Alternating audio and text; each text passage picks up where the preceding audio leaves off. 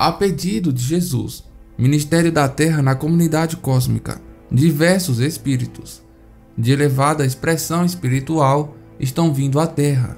Alguns estão encarnando-se para trazer o avanço que adquiriram em tecnologias que são utilizadas em outros mundos, para fazer desenvolver a humanidade. Um dos primeiros campos de atuação será a saúde. Eles desenvolverão órgãos sintéticos, sem risco de rejeição, acabando em definitivo com o sofrimento daqueles que precisam recorrer a um transplante. A presença desses espíritos causará uma nova onda de progresso, um acelerado desenvolvimento de todos os setores humanos e em conformidade com a harmonia necessária para a elevação do planeta na escala dos mundos. O mesmo se dará no Brasil, especialmente no que se refere à política. Já estão encarnados espíritos que foram preparados na espiritualidade, entre eles Emmanuel, que é o mentor espiritual de Chico Xavier, terão influência muito grande na transformação cultural e política do Brasil. Essa transformação será tão grande que soará inacreditável, e mesmo a comunidade internacional se impressionará de ver o quanto o Brasil progredirá socialmente. Esse processo deve se intensificar na década de 2040. Outros tantos espíritos de elevada hierarquia estão se movimentando em outros pontos do planeta, auxiliando os diversos países a liderarem com seus problemas internos e também com os conflitos entre nações. Talvez nunca a espiritualidade como um todo tenha trabalhado tão intensamente para favorecer ao homem a mudança real e efetiva. Entretanto, da mesma forma que as forças do bem se organizam e operam, as forças das trevas também o fazem. Espíritos com grandes conhecimentos e inteligência, mas cujos corações ainda são frios pelo desinteresse do bem, se organizam em verdadeiros batalhões, exercendo grande pressão e domínio em certas regiões do planeta.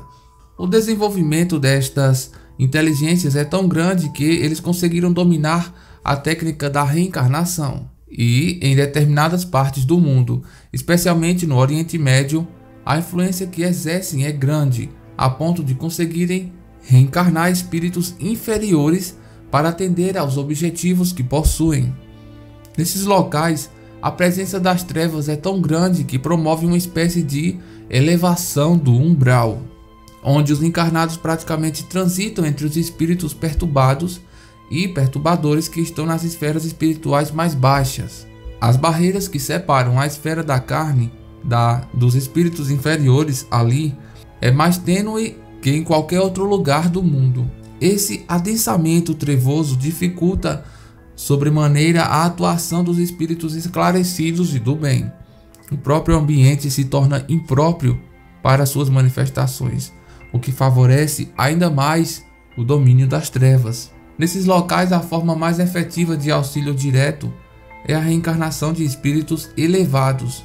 É uma tarefa, aliás, penosa.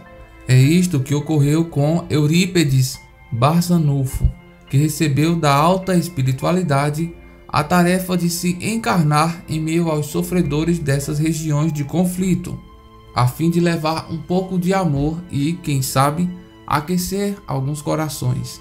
Mas por que essa mobilização? Por que espíritos de tão elevada expressão estão vindo? Sabe-se lá de que parte do universo, o que não deixa de ser também uma espécie de sacrifício, nos ajudar a evoluir. E por que almas tão elevadas como Eurípides Barçanufo tiveram que fazer sacrifícios tão pesados nesse momento da história humana? Como já havia dito Chico Xavier na década de 70, uma reunião de espíritos de expressão cósmica responsáveis pelo nosso sistema solar, juntamente com Jesus, representante espiritual da Terra, deliberaram um prazo de 50 anos a contar da chegada do homem à Lua, em julho de 1969, para que a humanidade aprendesse, enquanto coletividade, a viver sem se destruir. Se isso fosse possível, a humanidade entraria numa nova fase de progresso e aceleração vertiginosa de desenvolvimento. Mas, se falhasse, se as nações entrassem em conflito, especialmente de ordem nuclear, então sofreríamos um atraso nunca antes visto. A fase que atualmente vivemos é de sinal vermelho.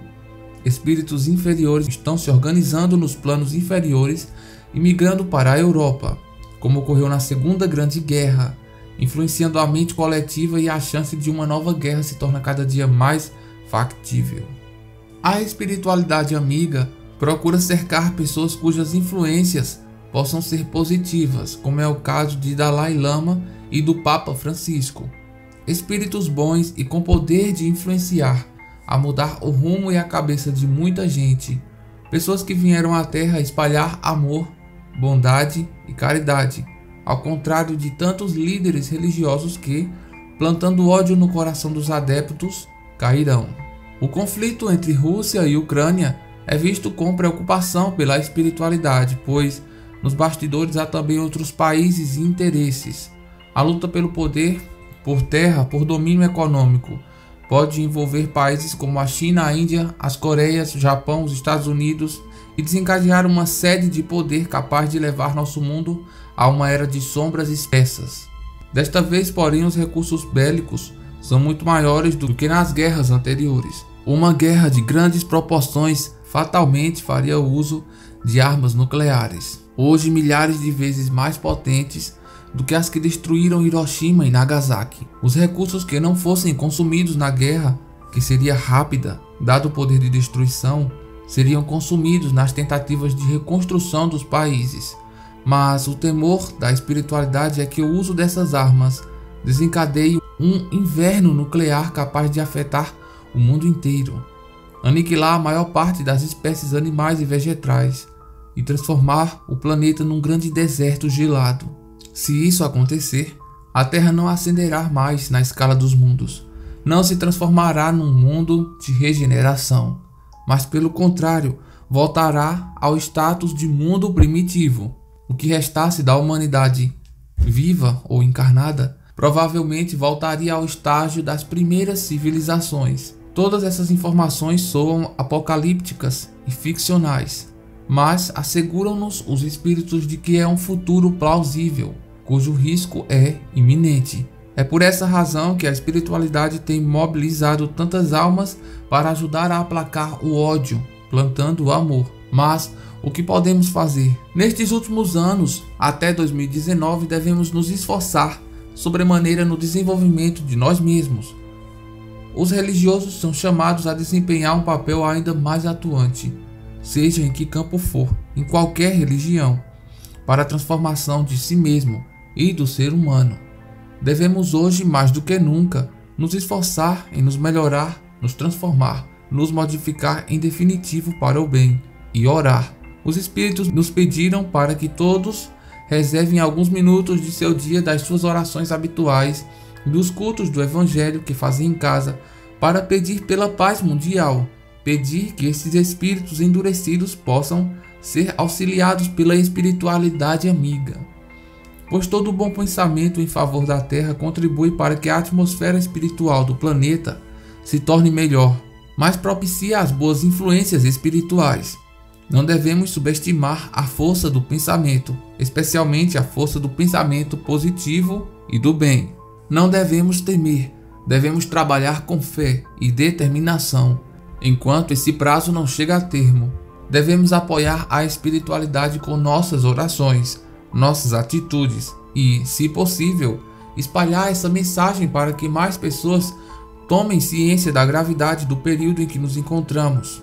Tenhamos esperança de que estes anos passarão e que nada disso ocorrerá, que nenhuma grande guerra ocorra, que o bem consiga vencer o mal, que estes espíritos endurecidos aceitem a ajuda e os que não aceitarem, que sejam retirados da terra para mundos adequados ao seu progresso espiritual e que toda essa angústia se torne apenas uma lembrança na era de felicidade e paz que nos espera, se nós conseguirmos resistir.